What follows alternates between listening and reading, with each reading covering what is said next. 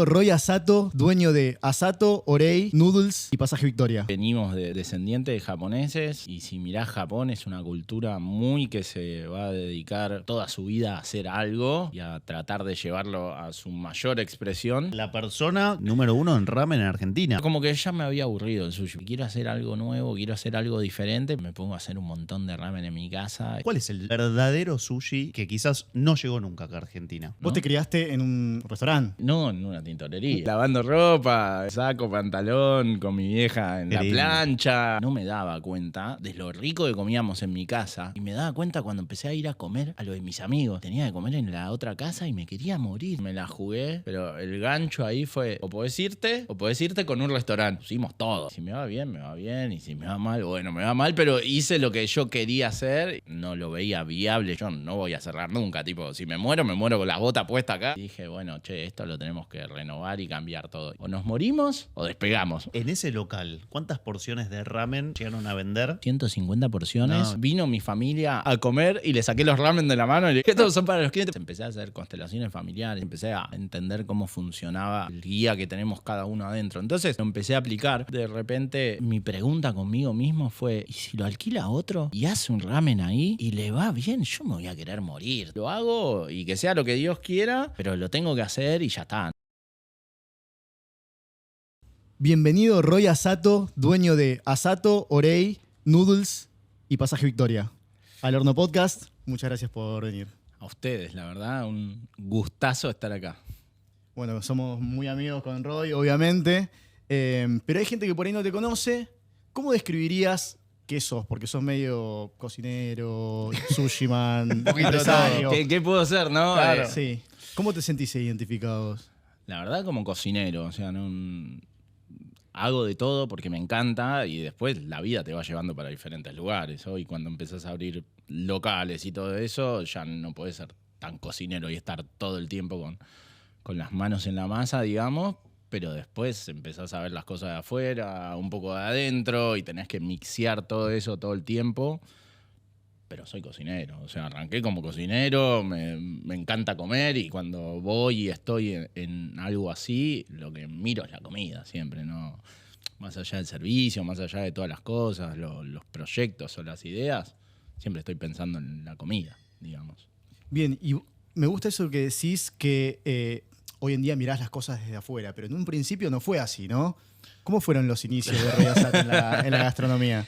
Y fueron duros, o sea, pensá que venimos de descendientes de japoneses y si mirás Japón es una cultura muy que se va a dedicar toda su vida a hacer algo y a tratar de llevarlo a su mayor expresión.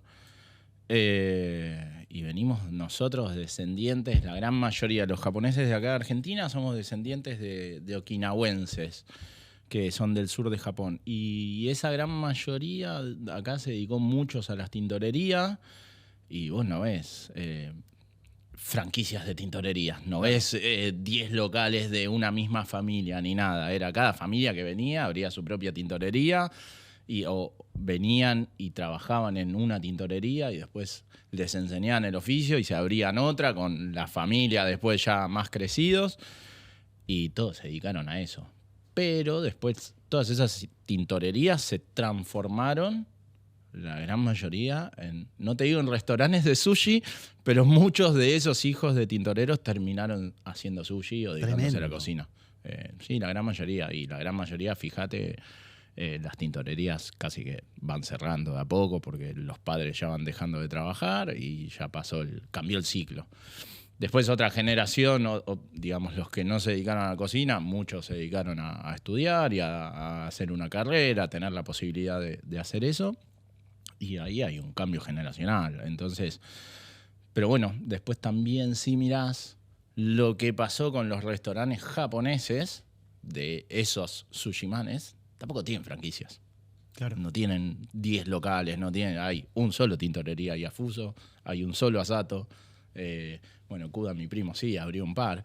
Pero después los que son descendientes de japoneses, como que abrieron un local y se quedaron ahí y trabajan ahí. O quizás están un poco y no están un poco, porque también empezaron a ver ese equilibrio de vida que en los japoneses es bastante complejo, de no dedicarse 100% y estar ahí Eso todo es más el tiempo. cultural, entonces, digamos. Esto de más un local, ¿viste? Tu Sí, kiosquito. pero también lo que empezó a pasar es, y el disfrute donde está, ¿no? Claro. Porque Se dejó de vivir para trabajar. vimos todo el sacrificio de nuestros padres, vos lo sabes muy bien también por tu papá y por la cultura, y ¿dónde está ese equilibrio de compartir con la familia, con los amigos, con un montón de cosas que no estaba? O sea, dentro de la cultura japonesa no lo tenemos tanto, y nada, y ahí empezás a evaluar eso, y también ya estamos más crecidos, tipo, toda esa camada... Estamos hablando de 40 y pico para arriba, de esos que aprendieron de restaurantes japoneses, de los primeros restaurantes japoneses. Entonces como que más o menos se fueron equilibrando y hoy ya están, pero no están tanto, salvo algunos, no sé, Ale Cano, que sigue estando ahí en su local, en Ichizo hay alguno que otro, sí, bueno, Fabi Yafuso, que lo tenés ahí en Tintorería Yafuso. Siempre. Sí. Todos los días está ahí. Y bueno, pero son estilos de vida y elecciones también, ¿no? Vos te criaste en un restaurante. No, en una tintorería. ¿Una tintorería? Me crié con lavando ropa, saco, pantalón, con mi vieja en Qué la lindo. plancha, en el tumbler, que es una máquina a seco, en la centrífuga, que sacabas de ahí, lo metías en la centrífuga, la ropa girando para sacarle el ¿cómo se llama esto? El producto que se usa para la limpieza seco, y nuestro juego era ahí, meterse en la centrífuga y girar ahí adentro. O sea, no venís de una familia gastronómica entonces. No. ¿Y cómo llega la gastronomía, Roy? Después, o sea, pero pasa que ahí todos esos Nikkei, que son los descendientes de japoneses, pasa que ya comían todo fusionado, tipo asado y arroz blanco. Bueno, a vos también te pasa lo mismo, asado, arroz blanco, picles, todo un montón de productos alrededor de la comida local, y eso estaba ahí todo el tiempo. En un momento, igual nosotros como familia, mi viejo descendiente de españoles, o sea, yo soy Domínguez, Asato es de parte de mi vieja, y ahí teníamos en la cuadra una roticería. A mi viejo le encantaba comer todo, así, mucha amistad de amigos, barrio, vengan a comer todo el tiempo a mi casa, a cocinar. Mi mamá cocina muy bien, o sea, mi abuela también, todos de la familia se comía muy rico. Y de repente esta roticería cierra y tenía un pollín ahí, horno gigante, y lo vende. Y mi viejo agarró y fue y se lo compró. Le dijo, yo quiero el pollín. Y de repente teníamos un pollín en el garage de la casa de mis viejos, y de repente pollo al espiedo.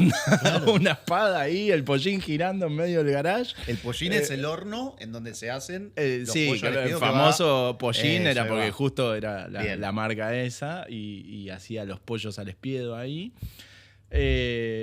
Abajo horno gigante, o sea, arriba tiene el giratorio y abajo horno grande, y era como, abajo entra un lechón entero. Vamos, Y eso era para cocinar para el barrio, para amigos. Para amigos, claro. Tipo, viene la familia y tirar 4 pollos ahí adentro, o no sé, fin de año, meter algo como es esto, como un lechón, o hacer cocina grande, tipo. Y después mis papás eran muy amigos ahí en el barrio. Teníamos a un amigo de la familia que era, bueno, no sé si taiwanés, voy a decir chino, pero no sé si él es descendiente de taiwanés. Es Lin, de apellido. Y tenía ahí en Torcuato, nosotros somos de Torcuato, tenía un restaurancito ahí chino, de comida china. Pero muy barrio, o sea, era un lugar ahí random total.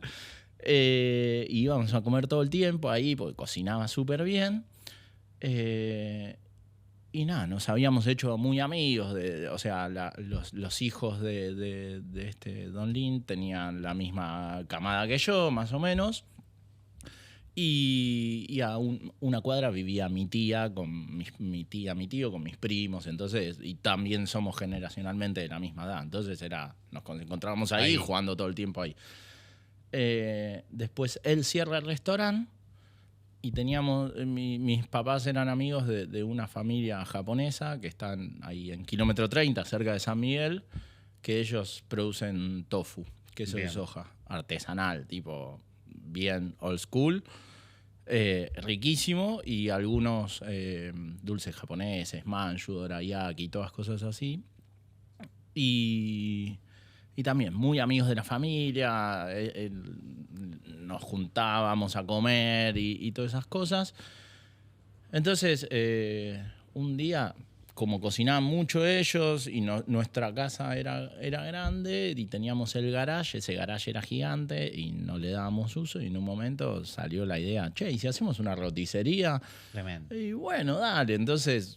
¿Cuántos años tenías vos ahí, Roy, como para Yo ponerle ahí? tenía 11 años. O sea, todavía estabas en el colegio, todavía estabas sí, en a los 10 habíamos viajado a Japón nosotros, mi viejo, o sea, en los 90, o sea, las tintorerías estaban muy complicadas acá, y la gran mayoría de los padres de familia habían viajado a Japón a trabajar allá, a hacer trabajo de fábrica, de obra, trabajo... Que, no sé, como en un momento se iba a Miami a lavar platos, bueno, Sí, sí, sí. era lo mismo, Claro. era lo mismo ir a Japón. Y Japón en ese momento necesitaba mucha mano de obra. Entonces estaba en pleno auge las fábricas de autopartes, autos, tecnología, todo eso, y todavía no había una globalización. O sea, las cosas que existían en Japón en los 90, no te llegaban acá. Entonces, de repente era una locura. Tipo, no sé, ibas allá y tenías una computadora con compact disc en los 90 y acá estabas con un monitor monocromo. Entonces Como hoy en día, que también Japón siempre está años luz. Sí, ¿viste? pero hoy, no sé, por decirte, un iPhone es un iPhone allá y acá, Claro, y sale al ok. mismo tiempo. Bien, pero ahí va. en ese momento, no sé, ibas a... Yo me acuerdo, fuimos en el 92 con mi mamá, allá vivía mi papá, vivían mis hermanos, y de repente pagabas el colectivo poniendo un billete, ¿entendés? Y te daba el vuelto. Y la máquina de tren, lo mismo, y estamos hablando en el 92, y acá estaban cortándote el boleto y tráeme monedas. Total. Y de repente, no sé, el taxi te abría la puerta sola. Frenaba el taxi, tocaba un botón y la puerta se abría. Y no, obviamente, nosotros no acostumbrados a eso, le agarramos la puerta y se la quería cerrar, y el japonés te puteaba por todas partes porque de repente le estaba forzando el motor de la puerta. Entonces había mucha diferencia, ni hablar de ropa, todo un montón de cosas. Y bueno, ellos en ese momento estaban allá, mi viejo estaba laburando allá, y nada, surge esta idea, y dicen, che, ¿y por qué no hacemos? Bueno, esta familia dice, hagamos como una roticería argentina, típica, empanadas, todo eso, pues tenían una señora que trabajaba con ellos ahí que cocinaba muy bien. ¿Y por qué no le decimos a Don Lini que haga comida china? Entonces teníamos tipo lechón, pollo al espiedo, empanadas y comida china. Y Y, dale que era va. todo ahí, en ese lugar. Trabajaba uno de los hijos de esta familia japonesa y estaba mi hermano ahí atendiendo. Esto en el garage de la casa de tus viejos. De mis viejos. Bien. Entonces, y yo venía al colegio y me la pasaba ahí adentro todo el día, tipo, iba a hacer reparto, a llevar las bandejitas al barrio, o me quedaba entregando cosas ahí, pero... Bueno, de nada. cierta manera mamaste un poquito la... Sí, pero ahí ese proyecto habrá durado 2 años, y yo me la pasaba ahí comiendo, y aparte me adoraba las cosas fritas, tipo, tenía debilidad, y de repente pollo frito, todas las cosas que me hacía el chino, yo me volvía loco, me la pasaba comiendo todo el día esos buñuelos, y era increíble. Y aparte era un montón de conocimiento, porque hay un montón de técnica que uno no tiene ni idea de la cocina china, y cómo hacen las frituras, y cómo hacen Claro. las carnes y todo eso, y es como nada que ver a todo lo que hacemos nosotros. Y me la pasaba ahí. Aparte, era el garage, que se había hecho todo un local, y atrás seguía estando una puerta y entrabas al patio de mi casa. Entonces yo entraba por el patio de mi casa y entraba a la roticería a cualquier hora, todo el día, y me la pasaba ahí adentro. O sea. Y Roy, o sea que toda esa etapa fue importante para nada también entender que te gustaba comer, que no te daba lo mismo esto no, otro. aparte tenía 10 años y era un gordo. Claro, era un por eso, gordito, 10 añitos. Era un gordito. Tipo, de 11 años era un Exacto. gordito, me lo pasaba comiendo Y es todo que el así día. arrancamos todos más o menos, ¿no? Terminaste el colegio y ya sabías que querías ser cocinero. ¿Cómo llegás a la gastronomía realmente? No, o sea, siempre me gustó cocinar y ahí me gustaba. Nada, en esa edad, cuando yo iba a la primaria, iba a la tarde, entraba a la 1, ¿no? Y mi vieja, como no me podía llevar al colegio, me pasaba a buscar el bus del colegio y venían mis primos también, íbamos todos juntos, ¿no? Entonces mi mamá me cocinaba y yo como que quería aprender y ella cocinaba bien, entonces le decía, y a veces tenía que laburar ahí mismo en la tintorería, que estaba ahí adelante, y era como, che, no sé, me hacía algo, y era, che, ¿y esto cómo se hace? Entonces le preguntaba, porque yo mañana quiero comer esto, entonces todo el tiempo era un upgrade y era, y este puré, y esto, y todo el tiempo iba aprendiendo, y después ya me empezaba a cocinar solo. O sea, mi vieja me daba una mano, pero me decía, bueno, ahora ponele esto, qué sé yo, y yo me iba ayornando. Entonces, como de siempre me gustaba la cocina, pero porque en realidad quería comer yo. Claro, quería comer rico. Quería claro, comer tal cual. rico y no quería comer tipo salchicha con puré. Y yo veía a mis compañeros que le daban eso y yo me quería matar. Yo quería comer algo elaborado, Hermoso. re elaborado. Y ahí también ahí yo no entendía y no me daba cuenta de eso, de lo rico que comíamos en mi casa. Y me daba cuenta cuando empecé a ir a comer a lo de mis amigos, que de repente empezaba a tener gimnasia, no sé, a la tarde, poner y me tenía que quedar. Y tenía que comer en la otra casa y me quería morir. Digo, Mirá. che, ¿esto comen? O sea... ¿Vos y qué comías en tu casa en esa época? Así No, un plato comía- más, pero digo, más particular. Pero comía cosas re comunes. Pero bien hechas. Pero bien hechas, ¿Pero ¿entendés? con Tipo, una no sé, cultura más capaz. japo o...? No, sí, bueno, arroz capaz que había siempre y ese tipo de cosas, pero capaz que, no sé, me hacía por decirte una hamburguesa, pero le metía una salsita de soja, un ajito, un no sé qué, y acá ibas a otro lugar, era hamburguesa, vuelta, pan y se acabó, ¿entendés? Bien. Y de repente mi vieja, no, ponele un jamoncito, tostalo, doralo, ponelo crocantito y tenía todo eso. Entonces después de eso, nada, yo era muy nerd, me encantaba la computación, tipo, todo el día con las computadoras. Y cuando terminé el secundario, dije, bueno, listo, esto es lo mío, me tengo que poner a estudiar computación. Un desastre, o sea, el estudio no era lo mío, sí las computadoras y eso, que me siguen encantando. Pero mi cabeza no estaba para estudiar mucho. Y justo había una escuela, acá una escuela pública, porque en ese momento estudiar una carrera gastronómica era caro, como creo que lo sigue siendo ahora para un sí. chico que trabaja y que estudia, y que tus viejos no te puedan bancar la carrera. Obvio. Entonces, de repente, había una escuela pública, el normal número 6, en Palermo, que arrancaba una tecnicatura de gastronomía, ¿no? Y entrabas por sorteo. Tipo, tenías que tener todo aprobado, qué sé yo, el analítico, todo bien, y entrabas.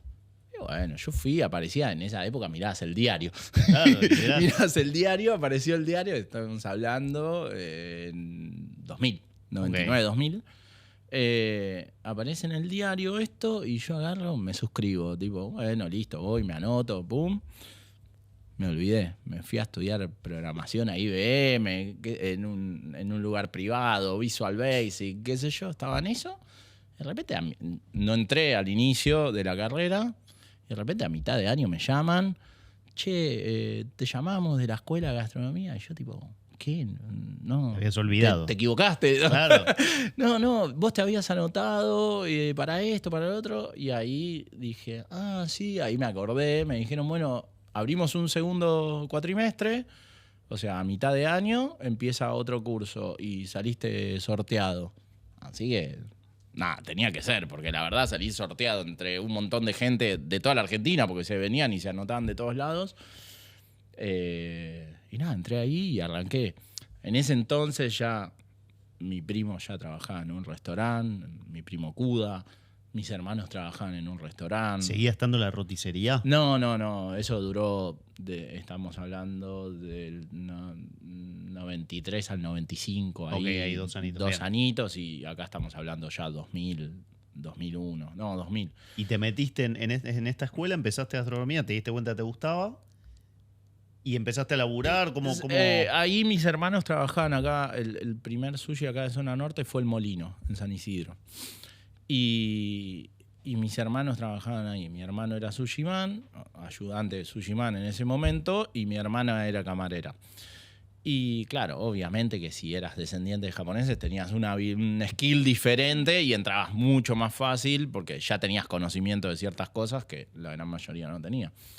Entonces, como te dije, salías de la tintorería y era el boom también de los restaurantes de sushi. Claro. De repente estábamos en los 90, ya entrando a los 2000, pero Morizono, todo un montón de restaurantes y buscaban gente joven que más o menos tenga ganas de aprender y todo eso. Y estaba también como en un recambio generacional los restaurantes de sushi. Entonces era como, che, bueno, portación de cara, sos japonés, asiático, listo, adentro a hacer sushi. Claro. Era fácil. Y después de ahí a que aprendas o no, era otra cosa. Pero era mucho más fácil ese tipo de trabajo, ¿no? Como más que la cocina. Que quizás la cocina... O sea, era una época media hostil de la cocina también Claro. en esa época. Y como que había cocineros, obviamente, pero no había tanto cocinero japonés. Sí Claro. había más sushiman japonés o descendiente. Pero también era lo que más se buscaba y era lo que más crecía. No crecía tanto la comida japonesa, sino lo que crecía era el sushi. Era el sushi. Punto. Vos empezaste por el lado del sushi, Yo empecé por la cocina. por la cocina. Sí, empecé como ayudante de cocina en mis vacaciones. O sea, cuando había terminado ese primer cuatrimestre, como mis hermanos trabajaban ahí en el molino y había gente que se tomaba vacaciones, yo entré ayudante de cocina ahí al molino a trabajar de ayudante de cocina. Nada, era otra cosa. Otra Era otro historia. mundo. Era otro mundo. No, igual ya había estado adentro de cocinas. No, pero era otra cabeza la cocina de esa época. ¿Qué Todo sentís era- que, porque digo esto nos pasa mucho, que la mayoría de nuestros invitados coinciden en este relato de que la cocina de hace 15 años atrás era otra cocina? ¿Qué era lo que era distinto para que la gente entienda? Mirá, yo te lo voy a asimilar con esto. Era como entrar a una gomería antes. O sea, la cabeza era otra, la gente que iba era otra. Entonces, vos entrabas a una cocina y no te digo que eran reos, pero Más o menos. era más o menos. O sea, pensemos que... Muy que- hostil. Y era mucha gente, capaz que era del interior, que venían acá y iban a parar a una cocina o a lavar platos y después el escalafón No era un era, laburo che, aspiracional en ese claro, momento. Claro, Exacto, no no era, era cool, no era nada de todo existía, eso. no, olvídate. O sea, era cool para el que estudiaba cocina y para el que estaba viendo la beta, pero después imaginarte ser dueño de algo no existía. O sea, no, era muy difícil Y- pensar en eso. Claro, y vos, Roy, justamente enganchando eso, ¿en qué momento se te cruza por la cabeza decir, che, yo sí voy a tener un lugar? Fue raro porque en realidad me lo propusieron. Yo no quería tener un lugar. ¿Te propusieron a vos? Mirá, Sí, ¿cómo me fue? lo propusieron. O sea, mi primo tenía un amigo que quería hacer algo, ¿no? Entonces, yo en ese momento venía trabajando medio freelance adentro de la cocina. ¿Ahí cuántos años tenías eso? Eso. Tenía 26. Bien. Entre 25 y... No, Ya- 26. 5 o 6 años ya Eso. de laburo. Sí. No, yo entré a laburar al toque a los 18, final de mis 18 años. Unos 8 ya empecé años a después de. Ya Claro. empecé a trabajar. Ya sabía hacer sushi, ya Claro. había trabajado en restaurantes de sushi y todo. Y ahí agarran y me proponen abrir algo. Yo en realidad yo no quería abrir nada. Yo lo único que quería era juntar plata y viajar y trabajar afuera. Bien, Esa era mirá, mi ahí meta. va. Era como Bien. mi cabeza estaba ahí. Porque nada, en todo ese tiempo sentía que lo que había acá estaba bueno. Era como que generaba skill, digamos, como que había cosas. Pero no sé si sentía como que había tanto diferencial en el arte de lo que se hacía, ¿entendés? Era como que todo estaba bastante parejito y como que sentía que la diferencia la podías hacer si agarrabas skill de afuera, de otro país y con otro conocimiento y con otra cabeza y la traías acá y aplicabas eso. Porque la gran mayoría que trabajaba había aprendido acá. Exacto. Entonces como que todo estaba bastante parejo.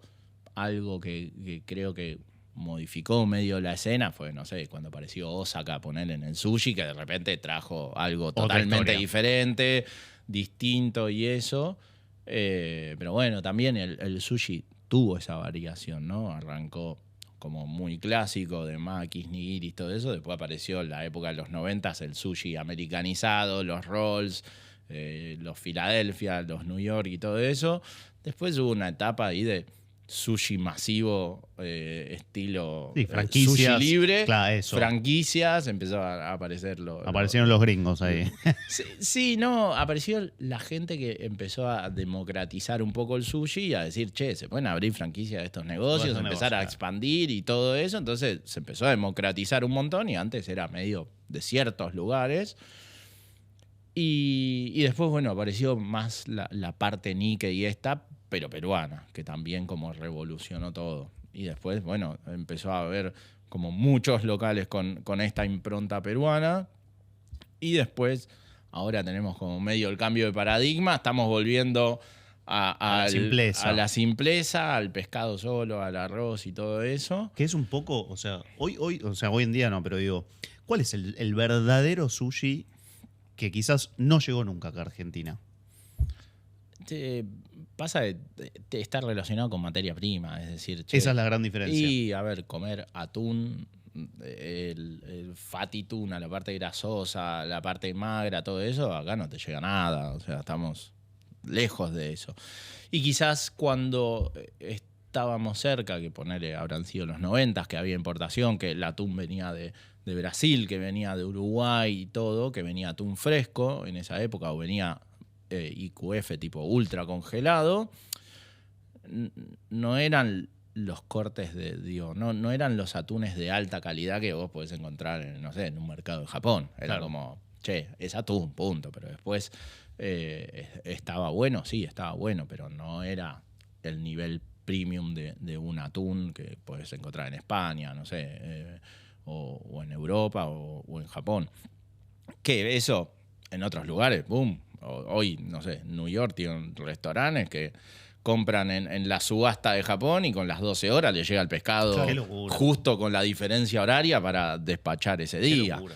Y tienen la gente que está en el remate del mercado de Japón comprándole la mercadería, haciéndole la compra y mandándoselo, y al otro día, tum, atún, pesca fresca directa de Japón.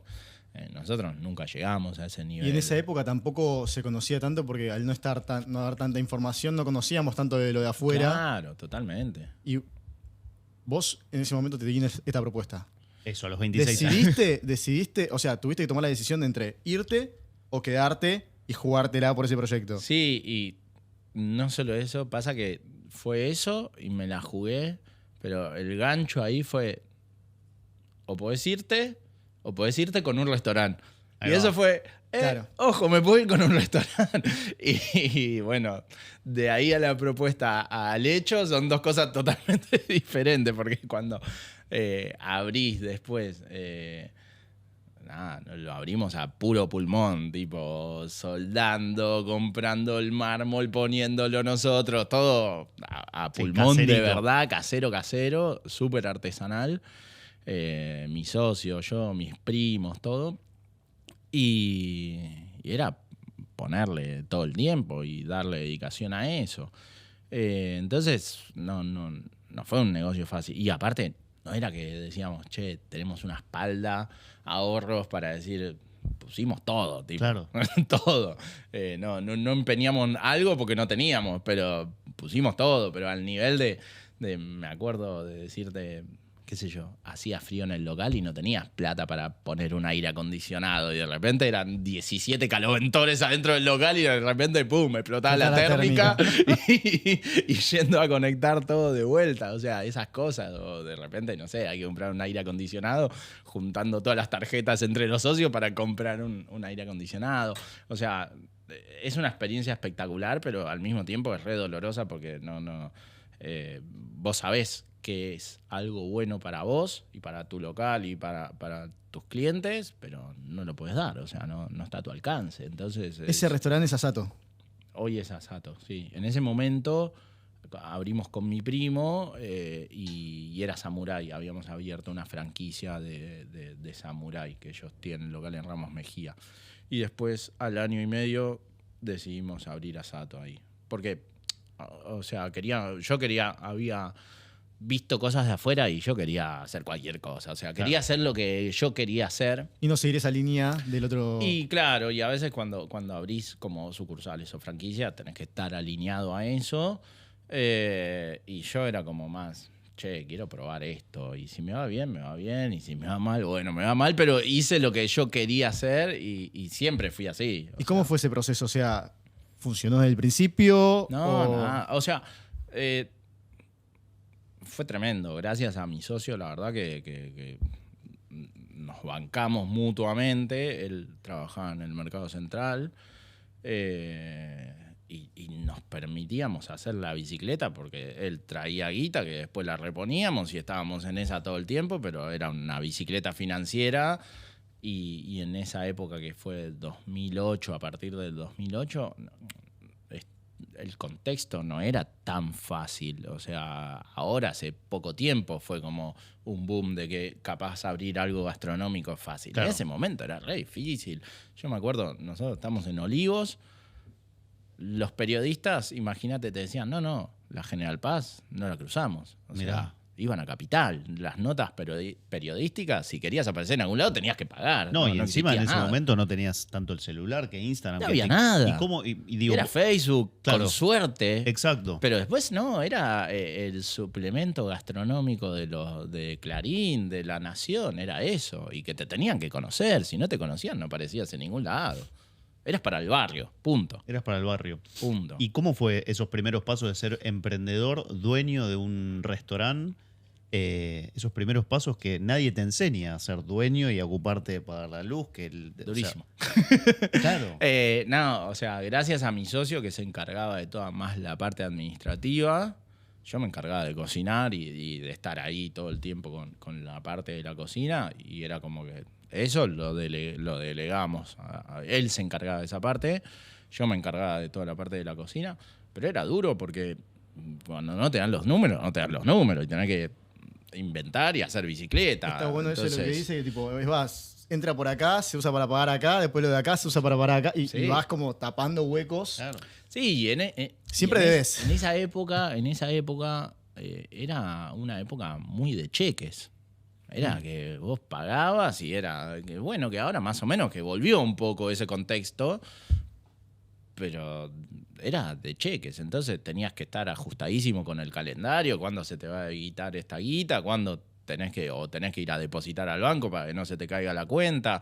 Tenías que estar muy alineado a todo eso y no era fácil. Te consulto. Pero a ver, nuestro contexto no era fácil. Capaz que, tipo, a mi primo, ponele No, pero es que es la a mi primo que general. había abierto en Ramos Mejía, Claro. que eran los únicos, le iba súper bien y tenía una buena demanda y un buen contexto. Nosotros acá la estábamos remando. Como la gran mayoría. Total. Fuerte, que si bien no era, cerremos, porque no lo veía viable yo en mi cabeza, era como, yo no voy a cerrar nunca, tipo, si me muero con las botas puestas acá y tengo que estar hundo 24 con el horas, barco.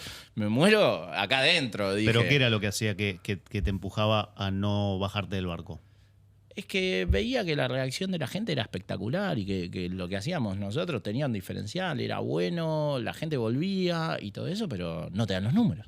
O sea, decís, laburo, pero capaz que tenías que laburar el doble de comensales para que te sea un negocio rentable y que te agarre la bicicleta, digamos, de pagos y todo eso. Y en un momento no nos daba el volumen para llegar a eso y te lo hacía súper complejo el negocio. Como todo el tiempo estás ahí como la sábana corta, Claro. te tapas los pies y se te destapa la cabeza. ¿Y cómo hicieron para asomar la cabeza? Porque seguramente hubo un momento en el que todo cambió. ¿Fue algo que hicieron? ¿Fue una época? Sí, fue todo, o sea, la bancamos, pero porque él la quiso bancar y yo también. Sí, la verdad, en retrospectiva, nos ponemos a mirar los dos y decirnos, che, ¿te hubieras bajado? Y la verdad que nos hubiéramos bajado, porque lo que tenías que hacer para lo que te daba no te cerraba por ningún lado, pero creo que lo sostuvimos por orgullo y por decir, che, esto es una cuestión de que en algún momento tienen que pegar ese salto y nada más, porque la gente dice que es bueno, porque está bueno, porque la gente vuelve, pero no dan los números. Entonces, en una de esas, estábamos, entre todas las cosas que hacíamos, mucha terapia, y mi socio también, y yo también, y de repente un amigo que venía y se sentaba en la barra y comía ahí en la barra, que charlábamos todo el tiempo, me dice que tenía una terapeuta y que había hecho biodecodificación y que esto, que lo otro, y yo también ya sabía un montón de cosas, pero nunca había aplicado nada. Entonces le dije, bueno, pasame el número, qué sé yo, fui a hacer eso, mi socio también.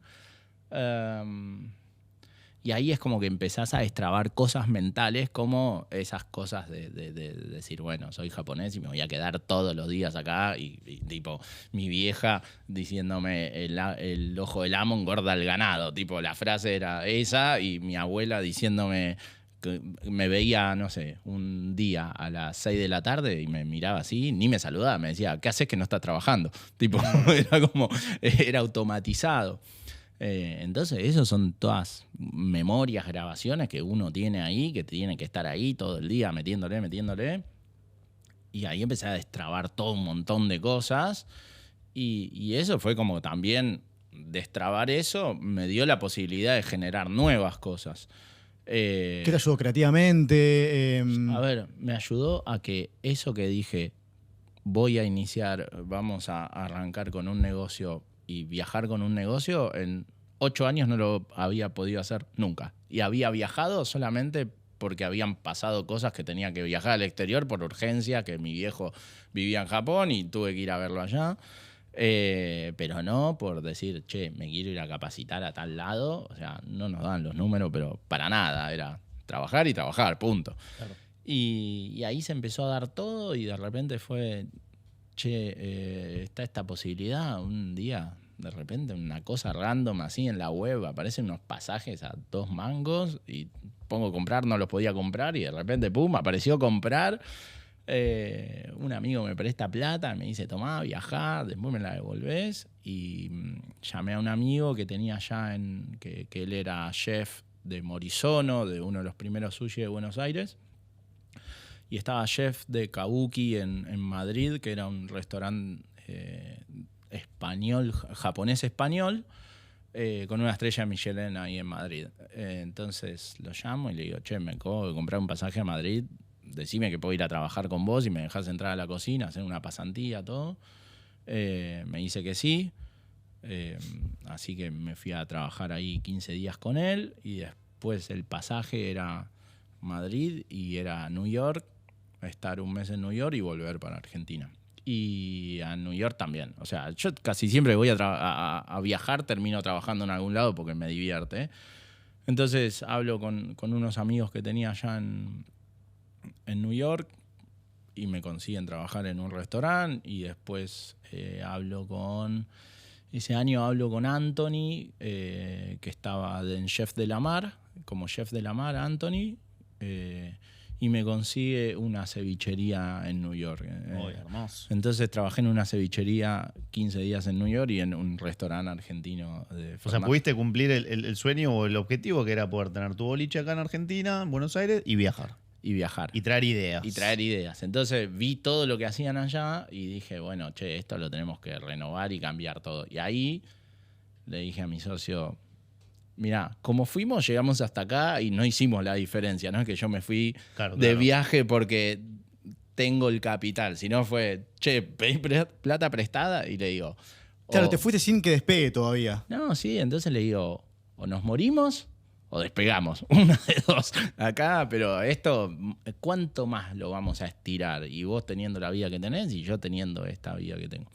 Y ahí dije, nada, quiero probar todo esto y cambiar todo y empezar a hacer esto, qué sé yo. Y ahí cambiamos todo y ahí, no sé, como de repente se empezaron a alinear todos los planetas. Ya para ese entonces se había generado algo diferencial porque la Palmera, que estaba ahí La en Olivos, Palmera, no que te estaba lo el puedo creer. restaurante en Olivos, ya estaba el complejo La Palmera y ahí empezó a venir el periodismo, porque antes no cruzaba la General Paz, entonces de repente... ¿Qué año estamos ahí? Ya estamos hablando como 8 años después, tipo 2016, Ahí por va, ahí. avanzado, Sí, ahí va, sí, bien. sí, mucho más. Sí, 17. Todavía en ese entonces tenías a Sato. Sí, teníamos a Sato. Y sí, 16, no, en el 17, no, 16. No, 17. Pero ya está La Palmera, entonces de repente Mauro Colagreco había abierto ahí. Entonces de repente estaba Pablo Macei con la panadería de Pablo. Había estaba armando, exponentes, digamos, como para que llegue la prensa, como para que sea un polo gastronómico en zona norte, que antes no lo había. Lo único que había eran restaurantes antiguos de acá de zona norte y la gente iba y consumía eso. Entonces ahí empezamos a aparecer en el mapa como Asato, el lugar que plantó la bandera ahí cuando esto no existía. Y no dejamos de ser un lugar de barrio igual, ¿no? Como todos los vecinos. Y después nos empezaba a pasar también de que gente de más zona norte, en vez de irse hasta la capital, bueno, frenaban Olivos, ¿no? Bien. La gente que vivía en Pilar, en Escobar, que no se quería ir hasta Palermo o hasta Belgrano, bueno, hacían un parate intermedio y comía sushi buena calidad en Olivos sin tener que irse para allá. Y ahí Roy, o sea, despegó a Sato Y ahí- fuertemente. ¿Y en qué momento de tu vida, que creo que hoy en día, no sé si es que se habla más o menos, pero el ramen, o sea, sos digamos, la persona que número uno en ramen en Argentina? Creo que la Por gente ahí. te conoce más por Claro, por el eso. ramen ¿En que... qué momento llega? O sea, ¿te gustaba comer ramen? ¿Cómo fue que llegaste a tener Orei? Bueno, en ese viaje igual siempre fui fanático de ramen, o sea, me volvía loco como producto. Y acá en las juntadas de la colectividad no se suele hacer ramen porque es como otro proceso, pero sí se hace algo que se llama Okinawa Soba, que es ¿Qué es eso? otro Ahí fideo, va. pero también es como un caldo de pollo con Ok. fetitas de carne arriba, le ponen verduras y todo. Es muy parecido, pero no termina de ser. Pero eso, cuando hay alguna tipo kermés o fiesta japonesa, siempre el club o el lugar hace ese tipo de platos. Y a mí me encantaba. Y después cuando viajé, siempre iba a comer ramen porque me fascinaba como plato. Cuando viajé a Japón también había comido. Y ahí en el 2021, en medio de la pandemia, nada, estábamos con Asato ahí, con el delivery, porque no se podía ir a Claro. consumir, metiéndole al delivery y todo. Pero como que ya me había aburrido el sushi. Pensá que estamos varios años, sí. hablando, sí, muchos años. Y dije, quiero hacer algo nuevo, quiero hacer algo diferente, pero algo que sea un extremo. Y ya con más confianza, ¿no? Porque te diste cuenta que haciendo lo que te decían tu familia, no. Cuando hiciste toda esta constelación, Sí. dijiste, che, acá estoy yo y voy a hacer. Sí, Funcionó. y aparte era como, che, quiero hacer algo raro y si exploto yo. Tipo, y si me va bien o para mal, pero Sí, sí, es, a la es lo... tuya. Y yo era como que no quería algo que me frene, ¿entendés? Y decir, bueno, listo, te la mandaste vos, jodete y listo. Entonces, en eso lo que pasó fue plena pandemia. Me pongo a hacer un montón de ramen en mi casa. Estaba todo el día aburrido y como teníamos permiso para ir a hacer las compras al barrio chino, todo, bueno, traía pescado para Sato y al mismo tiempo compraba cerdo para empezar a hacer prácticas en mi casa. Entonces empezaba a cocinar todo el día y me quedaba cocinando todo el día en mi casa. Comiste fideos toda la pandemia. comí fideos toda la pandemia. Mi vecino le dejaba bowls de ramen en la puerta. Hermoso. Y le decía, che, fíjate, abrí la puerta, porque en ese momento como no te podías cruzar nada, le decía, che, abrí la puerta y te dejé un ramen ahí. Y de repente, justo también un amigo cocinero, vivíamos en el pasillo y nos dejábamos cosas ahí. Y él también se la pasó comiendo ramen. Y Roy, ¿dónde aprendiste a hacer ramen entonces vos? ¿Por YouTube? YouTube, por vos, por leer. No, libros. O sea, me había comprado libros de ramen. Pero sí, y en ese momento YouTube y empezar a googlear y a buscar. Pero era muy difícil encontrar como el ramen que podías comer en un restaurante hecho como por YouTube o por las recetas. Como que lo que yo probaba era totalmente diferente a lo que comía afuera. Y era como, che, esto se parece, pero no es. Nada que ver. Y había muchas cosas que yo decía, pará, no sé, me quedaba 14 horas cuidando una olla con un caldo. Y le digo, esto es inviable. Tipo, salía un vaso así de caldo de 14 horas. Digo, ¿cuántos ramen puedo vender si me la quedo cocinando todo esto? Que salía riquísimo, pero digo, esto como negocio, ¿qué tiene que tener? Un tanque australiano cocinándose para que después te salga una porción así. Entonces, ahí me empecé a investigar. Y ahí empecé como a entender la química de los alimentos y de los cortes que estaba usando para generar los caldos. Y ahí me puse a investigar un montón y nada, fue como alquimia. De repente estaba en una total, de repente un caldo, veía que salía, tenía una Thermomix en mi casa y me quedaba cocinando todos los huesos, después los filtraba y los tiraba en la Thermomix y lo turbineaba y salía un caldo blanquecino, denso, que era espectacular. Y todo eso lo encontré y después empecé a buscar, empecé a investigar mucho en Japón, que hacían, como que hay empresas que se dedican a ramen y a vender insumos de ramen y todo eso. Entonces empecé a investigar y vi que usaban un refractómetro. Y dije, ¿qué es esto? Empiezo a averiguar, empiezo a llamar a amigos que me tenían... ¿Qué es eso igual? ¿Lo que dijiste recién? Es un medidor de azúcares. Ahí va bien. Y mide la densidad. Entonces, yo digo, ¿por qué lo usan para un caldo? Como que no entendía. Entonces agarro y le pregunto a un amigo que sabía que tenía uno y que lo usaba, y él era la época de las fábricas de cerveza. Y ellos lo usaban para medir el mosto. Entonces agarro, le dijo, che, si yo me compro uno, tipo, ¿puedo probar el caldo? Y me dijo, sí, se debe medir igual. Entonces encuentro que había una empresa en Japón que se dedicaba a vender refractómetros para caldos, especialmente. Pero valían una fortuna. Dije, no me voy a comprar esto y no termino haciendo nunca caldo y tengo acá un chiche carísimo y encima esperar a que me llegue de Japón todo. Claro.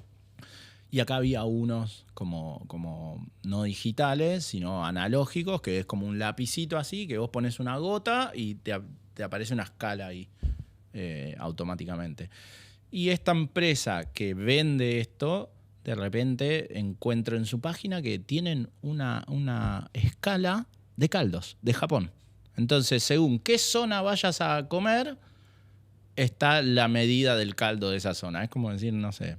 No, igual se entiende, sí. Si vas a comer empanadas a Tucumán, tiene tal ingrediente. Si vas a comer la salteña, tiene tal. Y ellos habían hecho esa tabla, entonces te decía, bueno, el Hakata Ramen, que es de Fukuoka, tiene 11 brix, ¿entendés? Entonces, claro, eso te decía qué concentración tenía que tener el caldo. Y claro, a medida para concentrar, tenés que cocinar más, y había caldos livianos y caldos más densos. Entonces, cuando empiezo a jugar con eso y a entender cómo funcionaba todo, y de repente encontraste la pólvora ahí. Claro. Pongo un caldo y mide 11 brix y yo estaba tipo filmando, haciendo historia. Nadie entendía nada, pero yo estaba en Disney. Y claro, y después cuando empezamos las pruebas de Oré y empezamos en ese momento empiezo a hacer esos caldos, todo. Y fideos no hacía porque no me daba la cabeza ni nada. Entonces dije, bueno, me compro los instantáneos que vendían ahí en paquete y le empiezo a mandar a todos mis amigos, a mi primo, a el otro, y hacía como el cerdo, las fetitas de cerdo, la cebolla verde, el huevo, todo. Y empiezo a hacer tuppers y empiezo a mandar Ubers y a mandarle a todos. Che, ahí te mando una sopa. Y le empecé a mandar a todo un montón de amigos.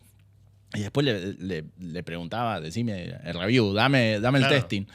Y me decían, no, espectacular, espectacular, che, buenísimo, buenísimo, buenísimo. Y también era la época en donde era como recibir algo de un amigo, era un montón. Sí. Entonces de repente me acuerdo que estaban mis amigos ahí en americano y yo le mandaba, no sé, sopa para todo el personal. Estaban laburando ahí y los pibes, no, qué bueno, gracias y todo eso.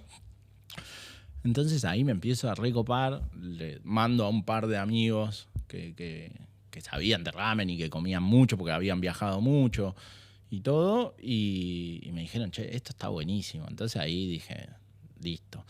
A todo esto, en un momento me bajé. Dije, no voy a hacer nada, porque esto, y yo voy a viajar, y dije, no, basta. Y de repente venía escuchando Kabbalah en ese momento y hablaba sobre materializar las cosas que uno piensa. Y justo estoy hablando con mi primo, así, los dos con la computadora y una videollamada, y mi primo me empieza a decir, che, y lo de ramen y esto, no, yo no quiero hacer nada, estaba negado. Y de repente me dice, no, pero está bueno. Y yo, no. Y ahí me acuerdo de esa charla que estaba escuchando de Kabbalah y hablaba sobre las ideas y de materializar lo que a uno se le ocurre, que es totalmente diferente lo que se te ocurre a vos y a mí. Y como, che, encarar eso y si lo encarás es, bueno, algo tendrías que aprender. Por más que salga bien o mal, algo tenía que ver con vos esa acción. Entonces dije, ¿sabes qué? Tenés razón, tengo que hacerlo de ramen. Y ahí le dije, quiero un local en el barrio chino, desde tal local hasta tal local. Era un rango de, no sé, de 10 cuadras era. Ahí le digo, quiero un local bien trash, bien cutre, pero montar una mega cocina. Y solamente que sea una cocina y una ventana. Roy, pero pará, de ahí te interrumpo, porque estamos hablando del pasaje Echeverría, ¿puede ser? Sí. Que quizás hace un tiempo atrás, hoy bueno, tiene toda la onda, todo, que está ahí en la estación de Belgrano. Antes no había nada. Antes no había nada. No había nada. Pero ¿cómo llegaste? Que entiendo que fuiste el primero o de los primeros, entiendo el primero, más o menos. Estaba Pony. Estaba Pony también. Sí, Pony estaban ahí, fueron los precursores de ese lugar. ¿Y por qué ahí? Poner un local de ramen encima, que en esa época menos, casi que ni se comía. Es que estábamos en pandemia, entonces yo veía lo que sucedía en Asato, tener un salón o tener una facturación destinada a eso, lo hacía re difícil al local y solo vender delivery. Entonces tenías un espacio físico muerto ahí y hacía que tu local sea mucho más caro, porque tenías que pagar ese alquiler. Y también era un tema de inversión. Tipo, claro. iba a tener inversionistas, pero yo le iba a decir, che, vamos a hacer ramen. Y la gente me miraba y decía, ramen, sopa, ¿quién come sopa? Y me acuerdo de una charla con mi primo, no sé, como 15 años atrás, que le dije, no, acá en Argentina hay que hacer un ramen y que esto, que el otro. Y mi primo me dice, pero nadie come sopa acá. Nosotros tenemos sopas en los restaurantes, todos los restaurantes japoneses, y te comían el 2% de una sopa. Y le digo, pero bueno, estás compitiendo con un sushi. Obviamente, yo voy a un restaurante de sushi y no quiero comer una sopa. Quiero comer sushi. Claro. Y le digo, pero afuera si hay restaurantes de ramen, dedicados a ramen, venden ramen. Y la gente va a comer eso. Pasa que acá no hay oferta. O sea, nadie le está dando eso. Fue la charla 15 años atrás de que yo abra. Y de repente surge esto. Y ahí mi amigo tenía americano ahí a 2 cuadras, que yo iba todo el tiempo con ellos, porque iba al barrio chino a comprar pescado y después siempre pasaba a tomar café o a hacer algo. Entonces todo el tiempo pasaba por el pasaje Echeverría para ir al barrio chino y lo veía y me encantaba el lugar porque era muy trash, el tren arriba, como el tren arriba, muy Tokio también al mismo tiempo, todos los edificios. Y no dejás de estar en el barrio chino. Claro. Y ramen, barrio chino, estación de tren, tenía todo lo más parecido a Asia. Y también eso de estar en un espacio público, no que sea un restaurante, sino como, che, agarrás tu sopa y te podés ir a comer por cualquier lado, acá a las barrancas, a caminar con el ramen, lo que sea. Y ahí empecé a buscar el local. había visto, bueno, ese día que hablé con mi primo, que nos estábamos con las computadoras ahí, nos empezamos a mandar locales los dos, me decía, che, mirá este, mirá este, mirá este. Al otro día me levanté a las 8 de la mañana y empecé a caminar todos los locales y fui viendo cada uno. Llegué ahí a los del pasaje Echeverría, conseguí el teléfono de la inmobiliaria, lo fui a ver y estaba todo libre, salvo Pony, Claro. todo estaba libre. Y me iba todas las noches a ver a Pony, a ver qué pasaba con Pony. Y veía que era un callejón, antro total, pero venían pibes con toda la onda a comer una pizza y ahí a tomarse una coquita o una cerveza y decía, che, esto está re bueno. Y aparte veía pibes con mucha onda, tipo hipster o una bicicleta recopada, digo, hey, si este pibe viene a comer una pizza acá con esta bicicleta, ¿Por qué no? Claro. ¿por qué no comen un ramen acá? Y dije, si estos pibes se mueven para venir acá tiene que haber algo. Entonces empecé a mirar eso me copó, más allá de que los chicos tenían conexión con esa gente, con ese tipo de gente, ese público. Y ahí empecé a buscar el local, fui a todos los locales de ahí, del pasaje de Echeverría, creo que entré a todos, porque todos estaban en alquiler, no se había alquilado ni uno. Y cuando entro al de Orey, no era el que más me gustaba en ubicación, en disposición, pero entro al de Orey y de repente cerré los ojos y me pregunté, ¿es este local? Y es este local. Y ahí arrancó la carrera mental de alquilarlo, de después, bueno, che, la obra, ¿quién me hace la obra? Esto, lo otro. Pero a todo eso ya era muy gracioso porque empecé a buscar ollas en Mercado Libre y yo quería una mega olla industrial, que es una marmita de 120 litros. Y porque sabía que la falencia del producto estaba ahí, que cuando empezás a generar volumen y hype y toda la gente lo quiere consumir, de repente baja la calidad del caldo porque no te da el tiempo de recuperación a volver a producirlo. Vos ya empezaste pensando que iba a ser un boom. ¿Sabías que lo iba a hacer? Es que, ¿sabés qué sentía? Que yo quería hacer el producto que se comía afuera. Esa era mi visión. Yo quiero comer el ramen que como cuando viajo. Acá había ramen, pero sentía que el ramen que comía acá era argentino.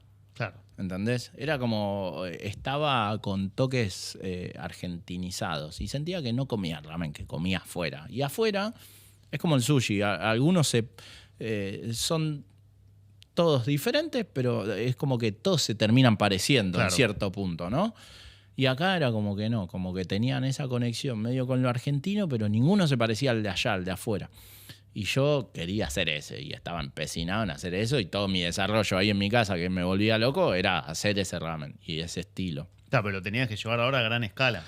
No, y ahora lo tenía que escalar. Pero dije, bueno, ¿cómo hago esto? Y de repente empiezo a buscar en la web, que esto, el otro, Mercado Libre. Y de repente veo una marmita gigante usada de, no sé, andás a ver dónde, que la vendían. Y le digo a mi amigo que tenía americano ahí, la cafetería, le digo, che, está esta marmita.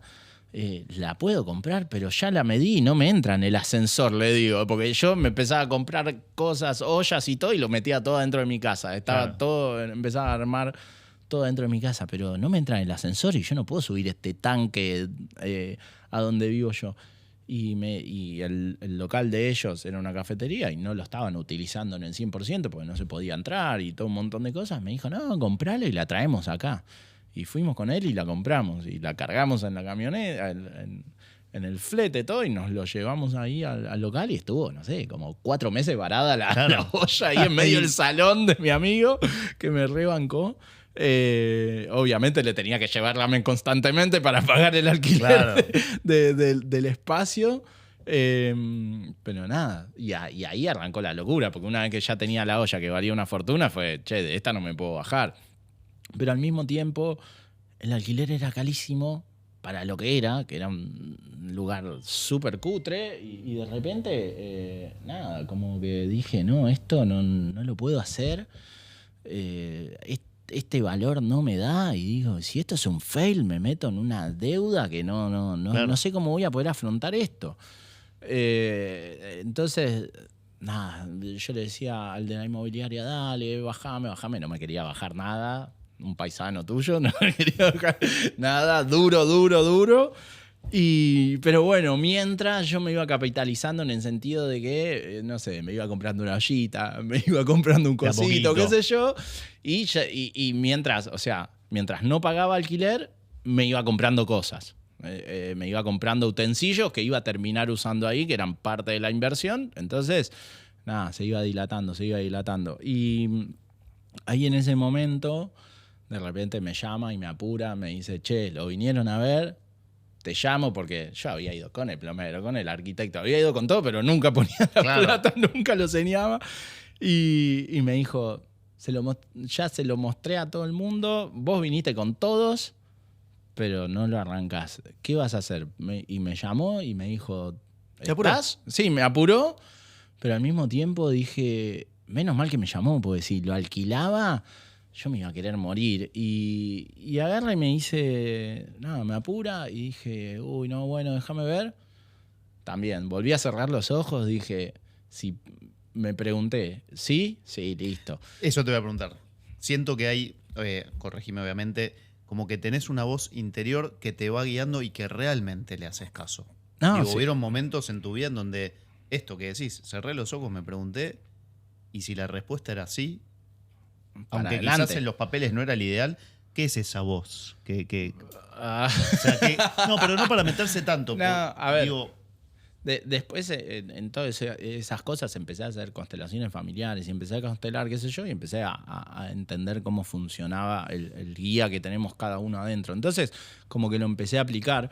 Y a todo esto, de repente, mi pregunta conmigo mismo fue, ¿y si lo alquila otro y hace un ramen ahí y le va bien? Yo me voy a querer morir, tipo, ¿no? Y voy a decir, no lo hice, no me la jugué y todo eso, y me iba a pasar una factura que no me lo iba a perdonar yo conmigo mismo. Y dije, listo, ya está, no puedo patear más esto. O lo hago y que sea lo que Dios quiera, pero lo tengo que hacer y ya está, no le puedo dar más vuelta. Entonces ahí, aunque era caro y todo, me la jugué y arrancamos. Arrancaste ahí, y ahí hicieron Orey, la rompiste y después se vinieron 2 proyectos más, Noodles y Pasaje Victoria. Es que de ahí también... Ahí despegaste, ahí fue como boom. Y de ahí también se transformó, porque de repente empezamos a tener demanda, empezamos a crecer, empezamos a hacer hype. De repente era una ventana de ramen. Sí, un ser lugar que el ramen de repente no estaba popularizado y había que eso era lo que hacía también que sea exponencial. ¿Sabés qué fue lo que hizo que Orey sea ese boom que fue? ¿Hubo algo que hiciste? ¿Hubo algún factor ahí dando vueltas que haya hecho que sea lo masivo que fue? Teníamos algo gracioso que fue... O sea, yo sabía cuáles eran mis limitaciones y mis limitaciones era la producción. A todo esto nos dedicamos a hacer un buen ramen, pero yo no sabía, no tenía forma de hacer fideos. Y cuando vos empezás a trabajar en un ramen, casi cuando empezás a vender, la fórmula de hacer fideos va casi al mismo nivel de la fórmula de hacer caldo. Es como que los dos van a la par en mano de obra y en timing y todo. Entonces, si vendés mucho ramen, vas a tener que hacer mucho caldo y mucho fideo. Claro. Y es mucha hora hombre y mucho trabajo. Y nosotros habíamos alquilado un local de 3x9, 27 metros cuadrados, que daba solamente para hacer caldo y expenderlo, nada más. Exacto. No daba para producir fideos ni nada. Y encima sin capital, o sea, nada. Entonces, de repente, digo, ¿quién me hace fideos? Y empiezo a pensar, ¿quién me hace fideos? ¿Quién me hace fideos? Tengo que conseguir un asiático, alguien que me haga fideos.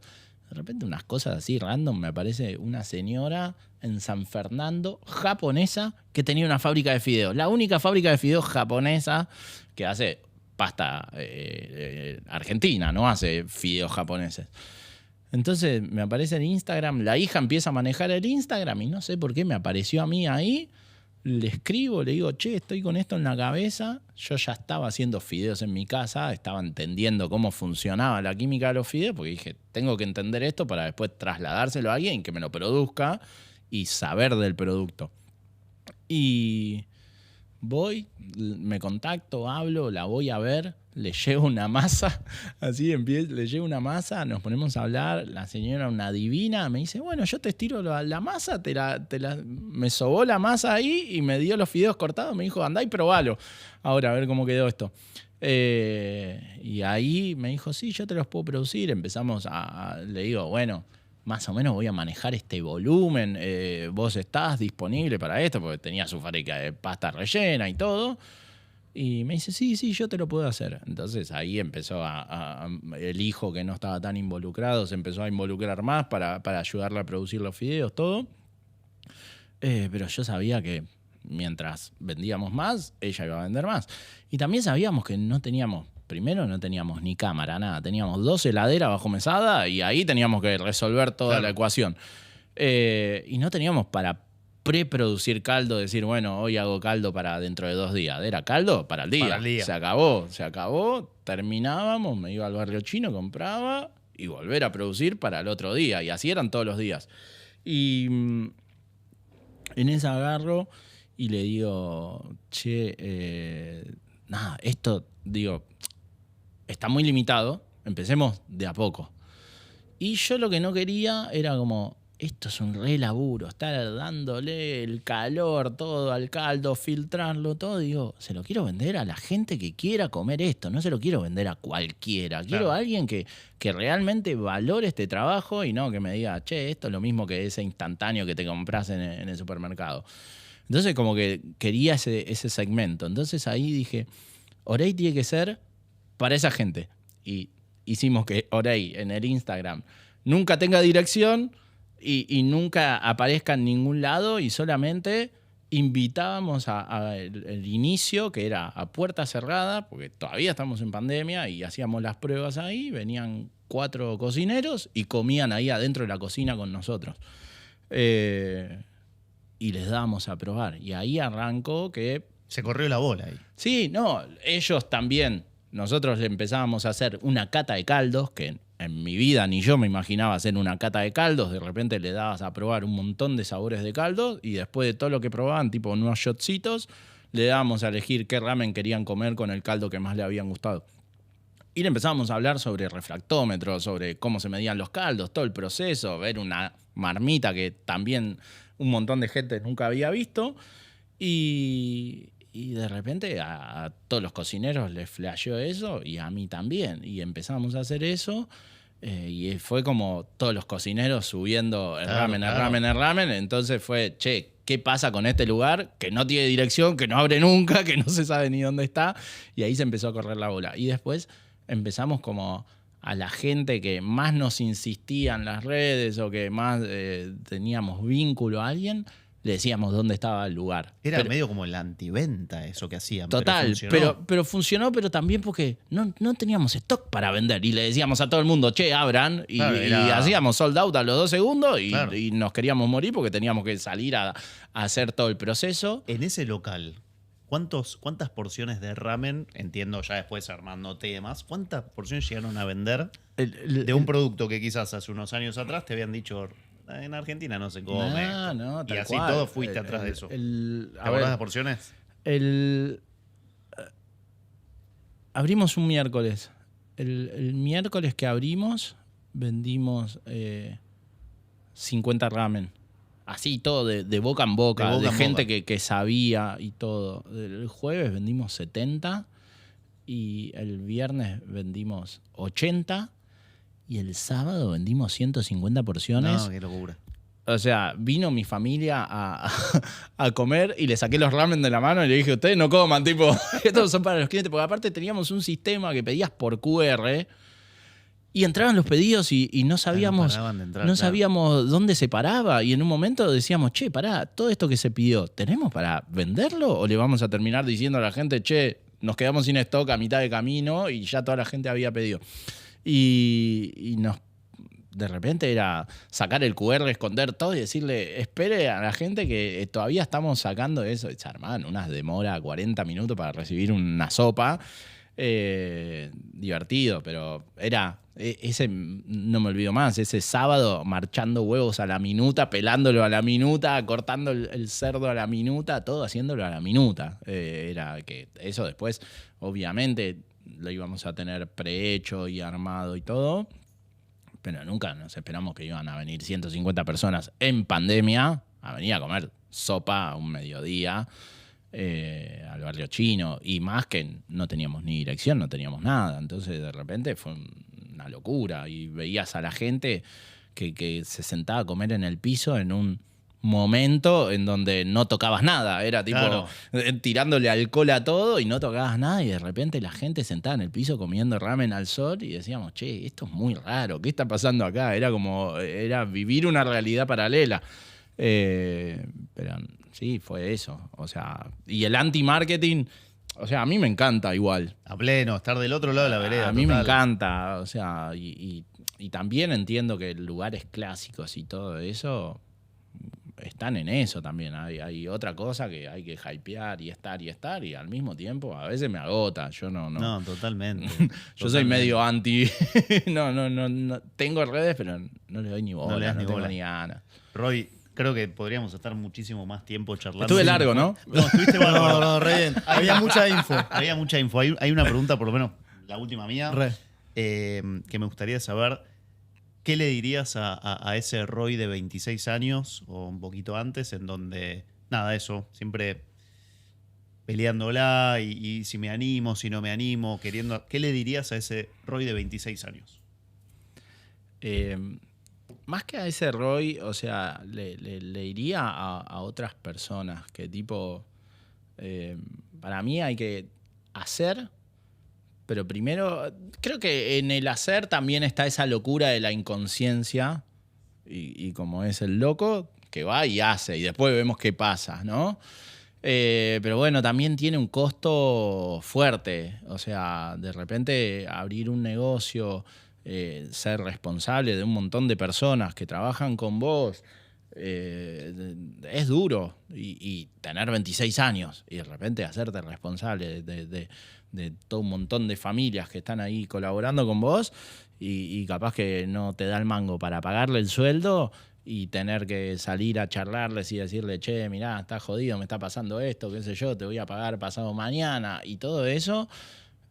No estaba bueno. O sea, fue una re experiencia para mí y un montón de aprendizaje, pero... ¿Lo harías no de sé vuelta?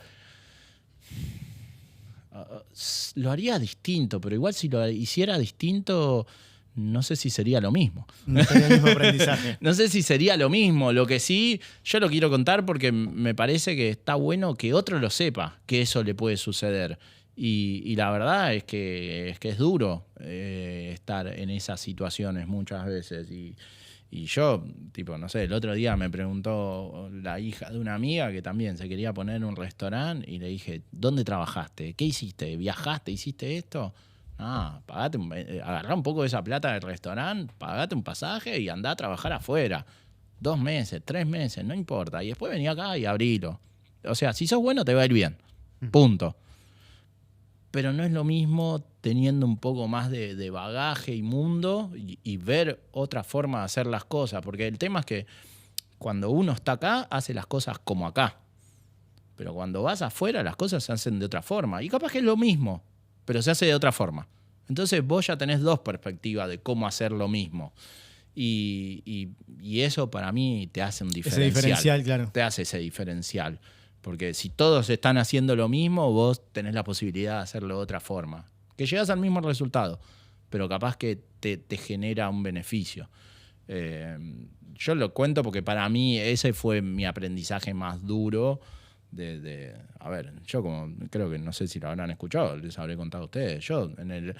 Antes la gastronomía era doble turno, no existe más. Ahora el turno simple, 8 horitas y está todo bien. Antes era entrar a las 11 de la mañana, a las 10, cortabas a las 3, te pegabas una vuelta por el barrio o te tirabas a dormir la siesta, que yo me tiraba a dormir ahí con la bolsa de arroz, apoyaba la cabeza ahí y me levantaba y segundo turno y a despachar.